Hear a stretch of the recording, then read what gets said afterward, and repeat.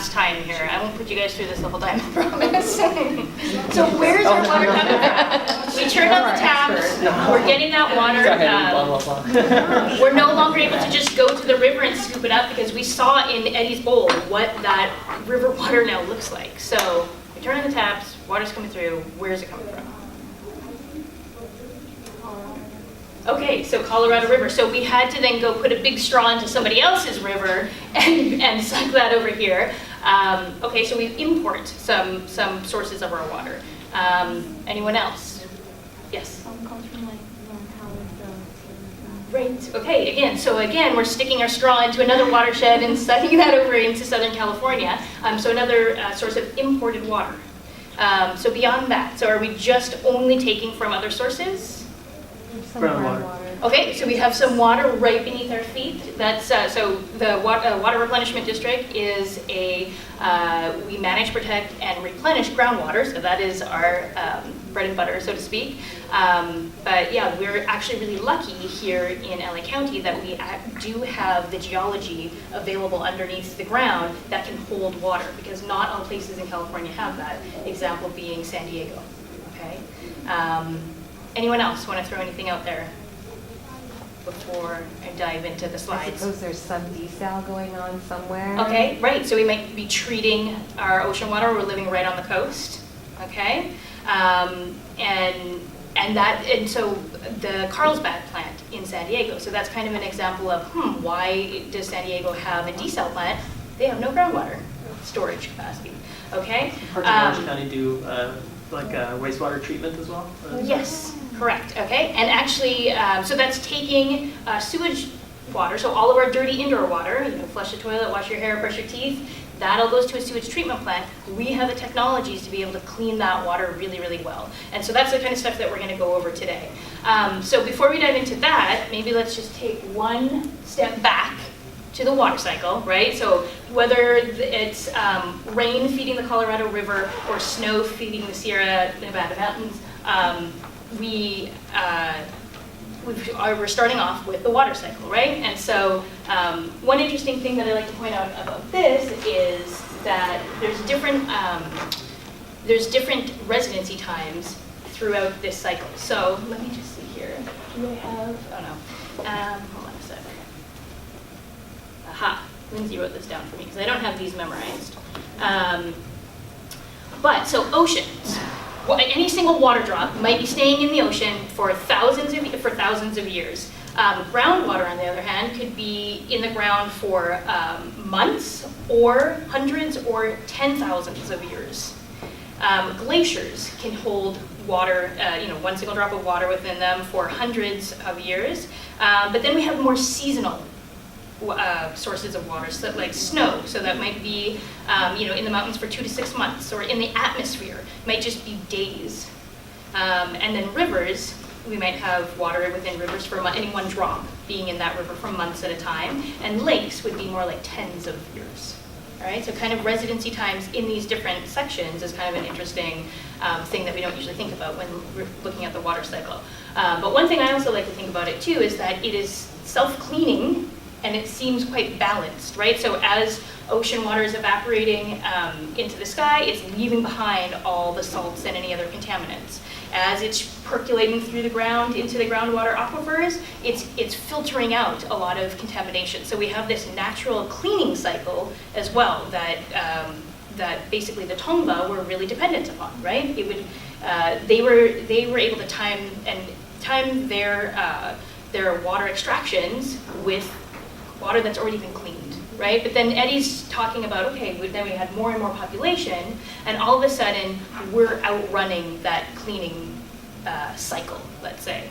All right, so let's see what she had next here. All right, so even though we have all of this, one thing about the hydrological cycle that I find interesting is that it seems so balanced and it seems like, oh, this just happens everywhere. But when we really start looking into it, it's very different depending on where you are geographically. And so topography really governs whether you have a lot of available fresh water. Okay, so let me stand up here. I'll use this here.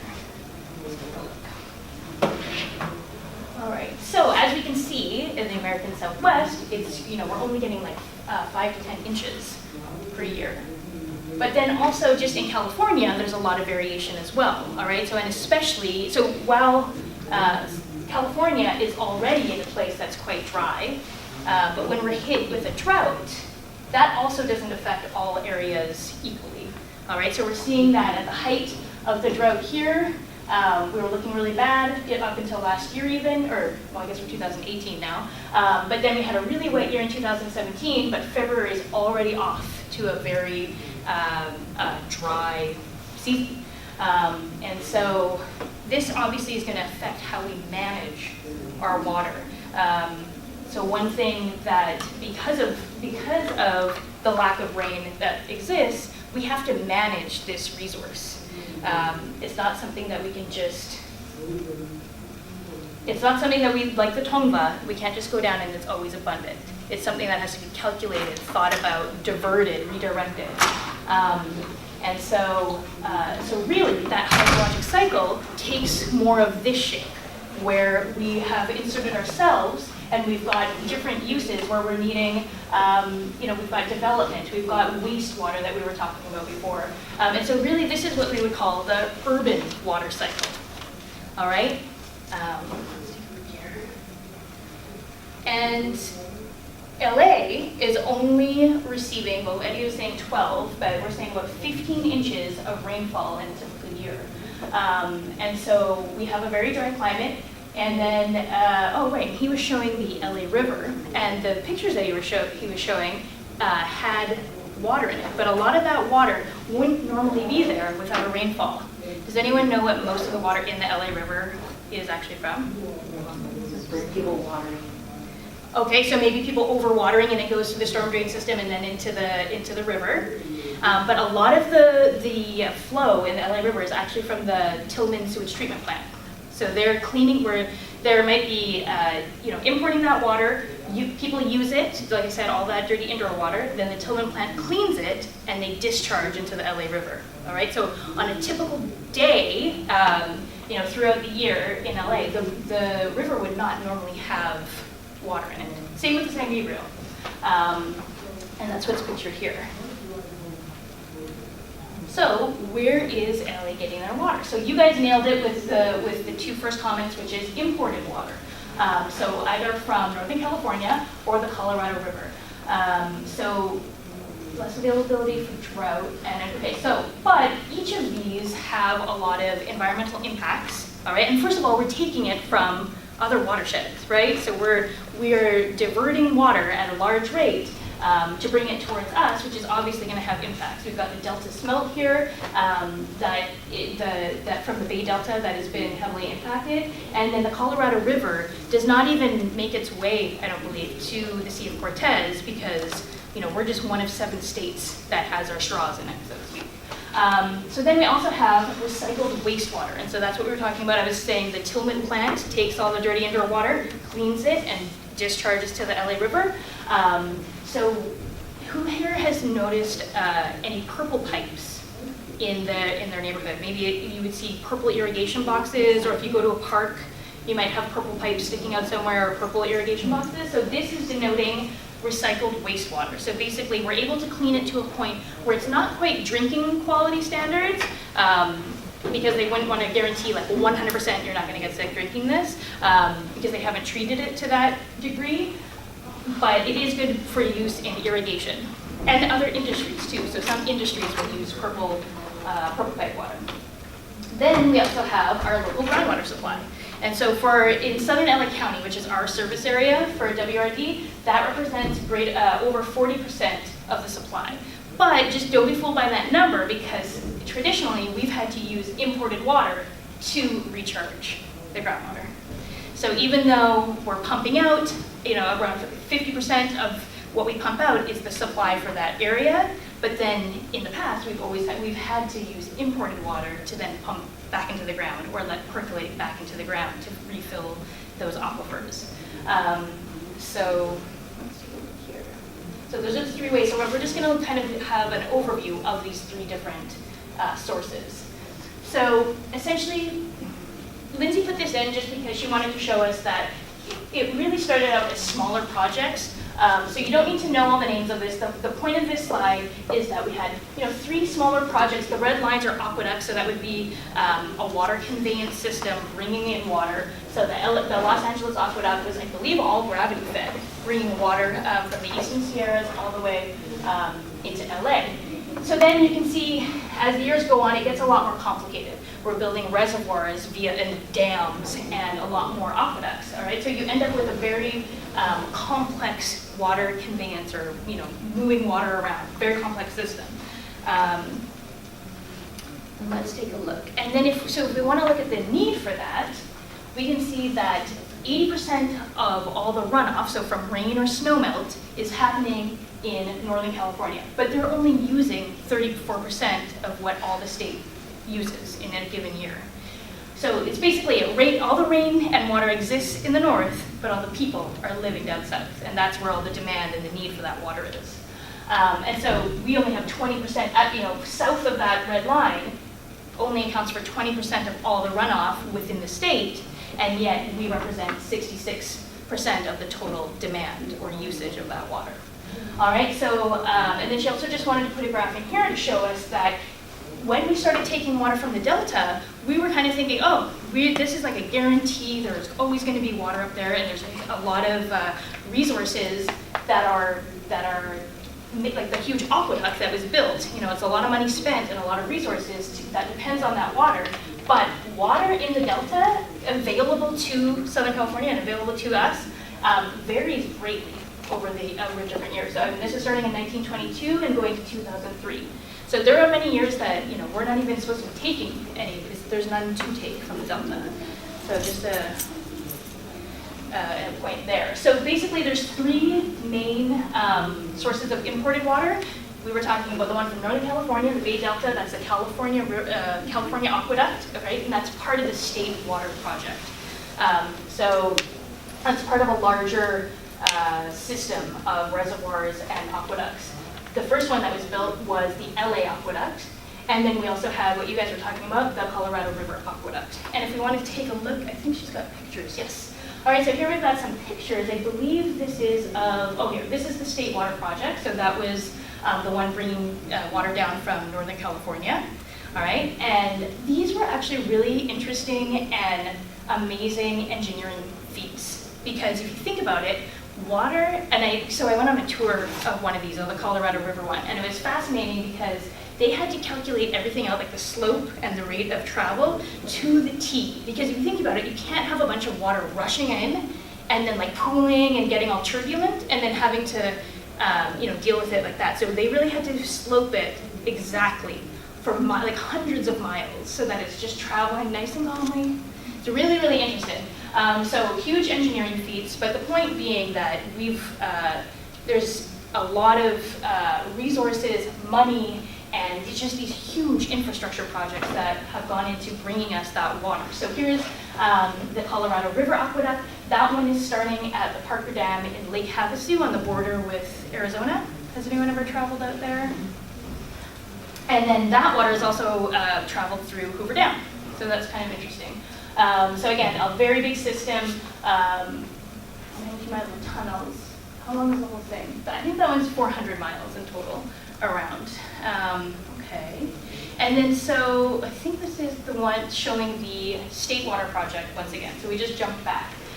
This is an interesting exhibit at the Pyramid Lake Visitor Center. I've never been here.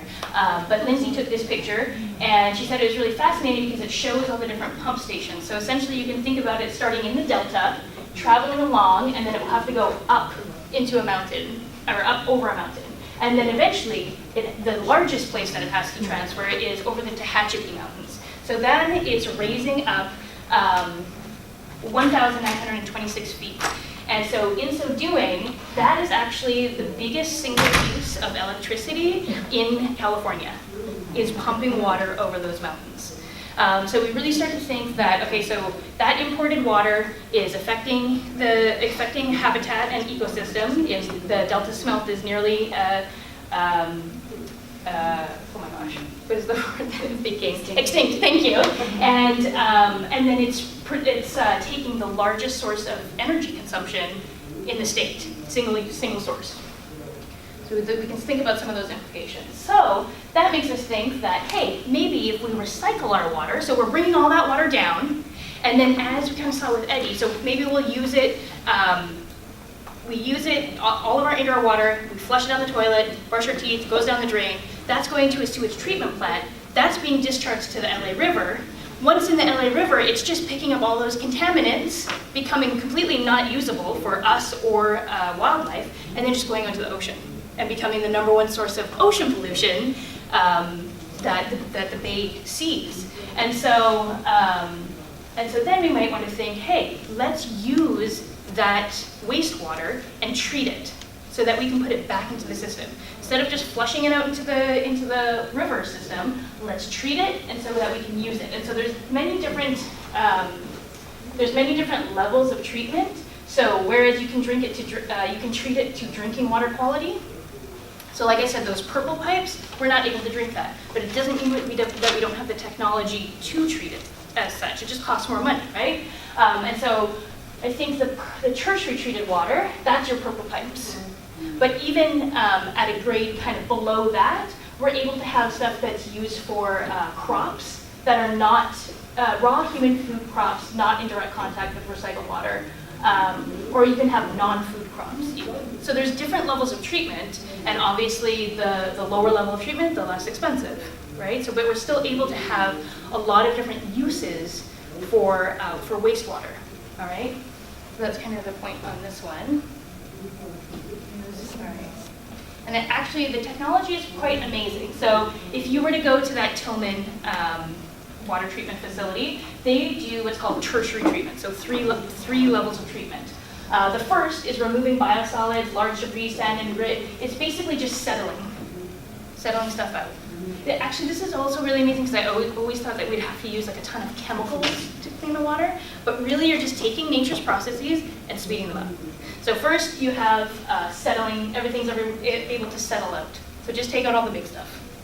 Then they use bacterial decomposition. So they just add in some of these good bacteria that either react to air and then they pump air, or it reacts to anaerobic situation and then they take out all the air. And those bacteria just eat away all the stuff that would hurt us from that sewage water.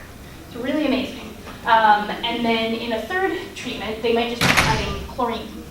All right, so a very simple process that's not, I just thought it would always be like more chemicals or something. So that's tertiary treated water. That's what ends up in those purple pipes. And then we've also got the possibility for advanced treatment. And so that is the Water Replenishment District where I work. We've got 2 facilities that can advance treat water. So basically, we take water from those sewage treatment plants and we put it through another 3 processes. All right, and so that includes microfiltration. And so basically we just put water through these small little straws and it filters out a lot of bacteria, fine particles, and sediments. But it's like having a straw with a lot of holes in it. And the water can pass through and the little particles can't. Then we pressurize that water and put it through reverse osmosis. So this is the same technology that you would use for ocean desalination. So basically this is filtering water at a molecular level. And so it's tightly wound membranes that, again, have these little perforations in them, and only clean water can pass through, and all the contaminants are removed, or stay out. So that's cleaning through organic material, most viruses, pesticides, salt, and ions. And again, that's the technology that they would use for ocean desalination. And then lastly, we do disinfection with advanced oxidation. So this is basically a UV treatment. And so you use UV light to zap it, and it will take a virus. It will basically mess with its DNA so it can't reproduce. And that's what kills the viruses. And this is also going to assist with kind of like breaking up pharmaceuticals, carcinogens, personal care products, and industrial additives and chemicals. So this is what we call advanced treated water, and this has been, we have amazing technology available to us, and this can now be, well, technically, like, when it goes through this plant, I would turn on that plant's tap and drink it. Whereas some people would be like, oh, because they're thinking, oh, that just came from a sewage treatment plant, went through all these processes, and now you're going to drink it. I'm fine with it because I believe in recycled water. But so we're not able to actually put it back into the pipes, say, at this point. Like this wouldn't hook into somebody's house, this water. But what we can do is we can put it back into the ground, we put it in our spreading ground so that it can percolate through the ground and recharge the groundwater aquifers. Or we can take it and directly inject it underground so that it goes all the way to our groundwater aquifers. Sorry. All right, so this is recycled water, and this is something that we are going to hear a lot more about in Southern California because of our lack of precipitation, and we really need to start looking at creative ways to source our water. How much of that do you do? So we have one plant right now that has a capacity of 8 million gallons per day, and that's in Long Beach. And then we're building a plant now that's going to have the capacity for 14 million gallons per day. Where's that? What's that? Oh, and that one's in Pico Rivera. Yeah, and so I have some pictures of it that we can show afterwards. All right, so recycled water use in California, so that we're using 50% of that in agriculture, 12% of it for groundwater recharge, a lot for landscape, industrial. So there's a lot of great uses for recycled water at different levels, right? So we don't need drinking water quality that high grade. We don't need that for agriculture, right? So there's a lot of different tiers. All right, so then we've got groundwater as a third source. I'm going to skip over this and go directly just to South LA County. All right, so this is a WRD service area. We basically cover 2 different groundwater basins, the Central Basin and the West Coast Basin. They are separated by a geologic fault line. All right, so basically they are connected and water will trickle from one to the other, but at a much slower rate because there is kind of an impediment. And then so that is like a geologic boundary that is separating the two. But we also have political boundaries that separate our service area. So this is the Orange County and LA County line. So it's interesting the way that we must manage water in Southern California. Some of it is geological, but other parts of it are political. Yes? How far does the central basin Extend actually to? down in Orange County? That's a good question that I can write that one down and find out, but I know that parts of Orange County, I believe it's only the northern part of Orange County, because I know that some parts of Orange County don't have groundwater available to them. Because there would need to be some sort of deal worked out. Right, I mean, like right. how much water Well, LA County gets from Well, and it, it's and how interesting much too Orange because County a lot of groundwater movement is through underflow, and so we're actually also receiving a bunch of underflow from the north and the east. Mm. So yes, yeah. All right, so basically let's just take a quick look at what is groundwater. It's water that exists underground in between the spaces and pores of sediment, gravel, sand, rock. All right, so rather than thinking of it, so it's often characterized as these big lakes underground, that you almost think of a big cavern, but really it's existing in something more like this. Well, this is actually a really great aquifer because it's got really big sediment. These are big gravels. But this is more how you would find groundwater. All right, it would be like that within the sand or held within rock. So I can pass this around. All right, so groundwater is going to exist more like this in between all those sediments rather than a big lake. All right, so sometimes it's hard to envision. And so aquifers, those are geologic layers that can hold and supply large quantities of groundwater. So basically we have an aquifer is an area where you've got lots of those pores and you've got the sediments that are able to hold water, and those will be separated by aquitards. So that's an area that has maybe more like a clay or something that is not porous. All right, so basically water will not pass through this layer, whereas it will pass through this one. And in total that can make a groundwater basin. All right, where you have a larger area. So basically you can tap in here and get to both of these aquifers.